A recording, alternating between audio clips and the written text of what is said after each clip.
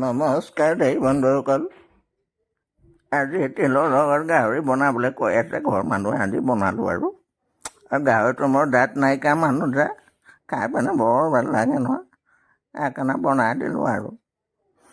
প্ৰথমতে আমি গাহৰিটো কাৰণে টুকাৰ কি কয় এইটো নাজানো আৰু, এইটোতে বইল কৰি ল'ম, চিটি এটা মাৰি ল'ম আৰু।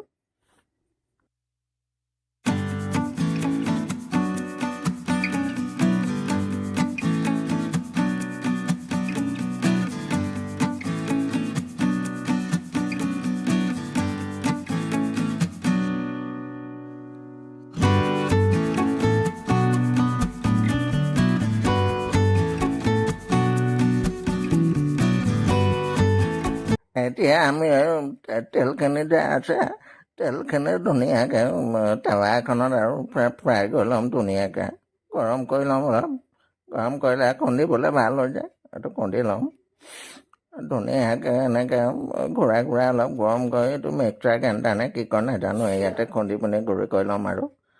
তাৰপিছত আকৌ এই জিৰা কেইটামান দিম গোটা, আদা দিম, নহৰু অলপ দিম, এইখিনিও খুন্দি ল'ম।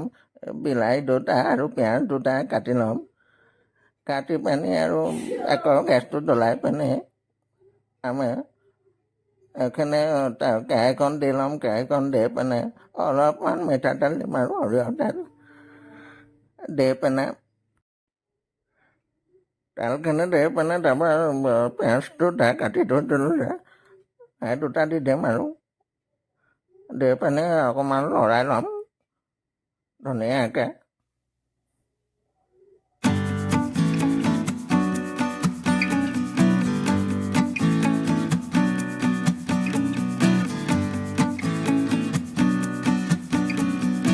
তাৰপিছত আমি গোটা জিৰাটো পিচিছিলোঁ যে সেইটোখিনি দি দিম, সেইখিনি দি পিনে আকৌ লৰাম অলপ দেৰি, লৰালে মিক্স হৈ যায় ন, তেতিয়া ধুনীয়া লাগে আৰু খাই পিনে।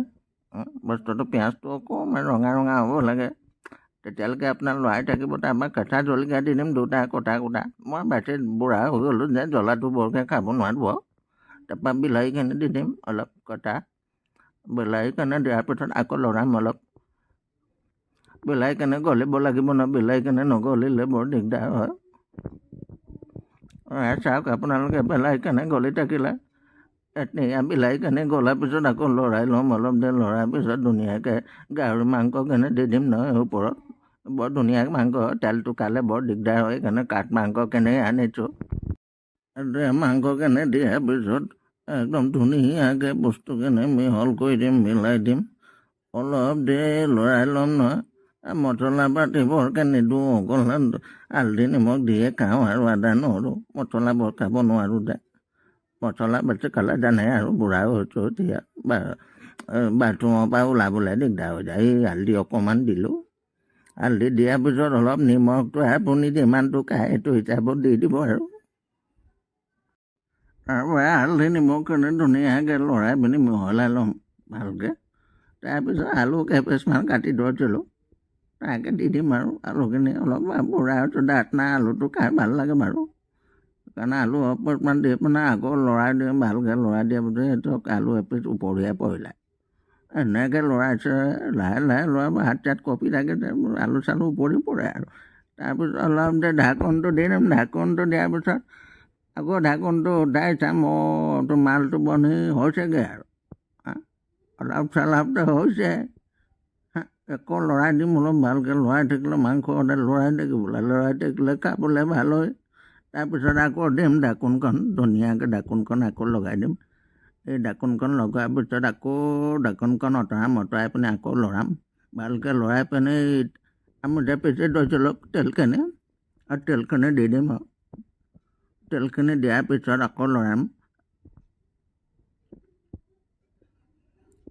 লৰাৰ পিছত আকৌ 2 চামুচমান আকৌ দি দিম, তেলটো অলপ কম হৈছে আৰু 2 চামুচমান তেল দি দিম, তেল দি পিনে লৰাই পিনে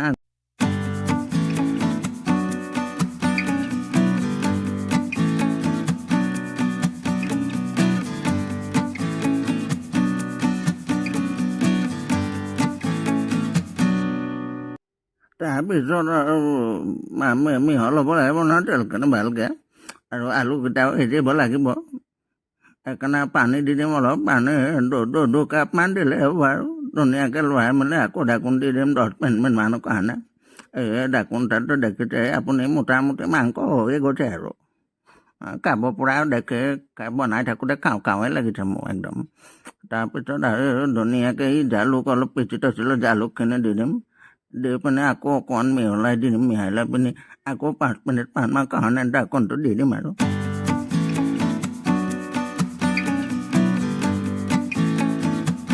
এয়া দেখিছে আমাৰ মাংস মোটামুটি হৈ গ'ল। এতিয়া ধনিয়া অলপ, ধুনীয়াকৈ একদম তাজা ধনিয়া অলপ কাটি থৈছিলোঁ, তাকে ওপৰতে অলপ দি দিম আৰু। ধনিয়াটো হ'লে মাংসত ভাল লাগে আৰু, কাঁচা ধনিয়া।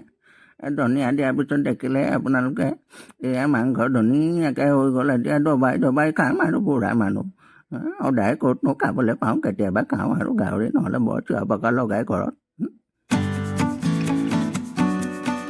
অলপমান ধেমালি কৰিলোঁ ভিডিঅ'টোত, অলপ বুঢ়া মানুহৰ মাত্ৰা উলিয়াই। তো আপোনালোকে কেনেকুৱা পালে চাই ৰেচিপিটো জনাব। বুঢ়া মানুহৰ মাতটো কেনেকুৱা পালে সেইটো শুনি জনাব, আৰু কমেণ্ট কৰিব, লাইক কৰিব, ছাবস্ক্ৰাইব কৰিব। Thank U.